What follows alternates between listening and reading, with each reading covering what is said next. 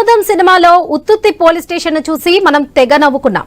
ఈ comedy concept భలే ఉందే అనుకోవడమే కాకుండా అసలు ఇలాంటి ఐడియాలు ఎలా వస్తాయా అని కూడా ముక్కున వేలేసుకున్నాం. ఆ రీల్ స్టోరీ కాస్త ఇప్పుడు రియల్ స్టోరీగా మారిపోయింది. బీహార్లో నకిలీ పోలీస్ స్టేషన్ ఏడాదిగా సాగించిన రకరకాల దందాలు తాజాగా వెలుగు చూశాయి.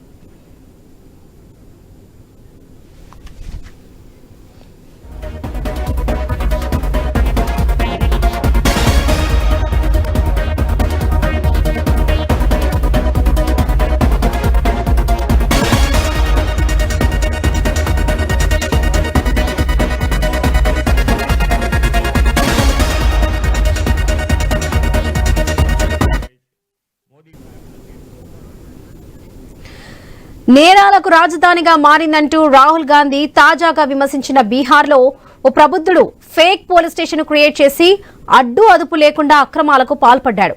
పూర్నియా జిల్లాలోని మోహాని అనే గ్రామంలో రాహుల్ కుమార్ షా అనే వ్యక్తి నకిలీ పోలీస్ స్టేషన్ పెట్టడమే కాకుండా అందులో ఉద్యోగాల పేరిట డబ్బులు కూడా వసూలు చేశాడు.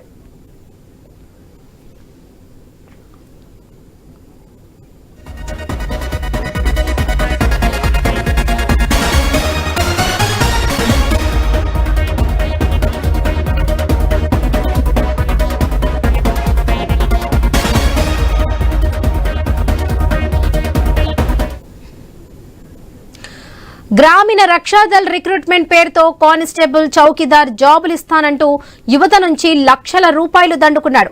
అంతటితో ఆగకుండా వాళ్లకు నకిలీ పోలీస్ యూనిఫామ్స్, లాఠీలు, ఫేక్ ఐడి కార్డులు సైతం ఇచ్చి పడేశాడు. అక్కడితోనూ ఆగలేదు. ఆ ఉత్పత్తి పోలీసులతో పెట్రోలింగ్ కూడా నిర్వహించాడు.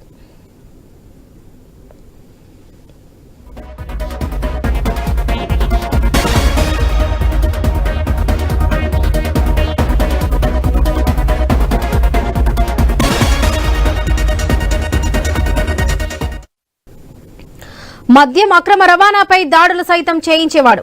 వారి నుంచి డబ్బు లాక్కొని అందులో సగం తాను తీసుకుని మిగతా సగాన్ని తన కింద వారికి పంచేవాడు. అక్రమ రవాణాదారుల నుంచి స్వాధీనం చేసుకున్న మద్యాన్ని మళ్లీ వాళ్ళకే ఇచ్చేసేవాడు. ఏకంగా సంవత్సరం పాటు సాగిన ఈ ఫేక్ పోలీసుల ఆగడాలు ఎట్టకేలకు ప్రభుత్వానికి తెలియడంతో రాహుల్ పరారయ్యాడు.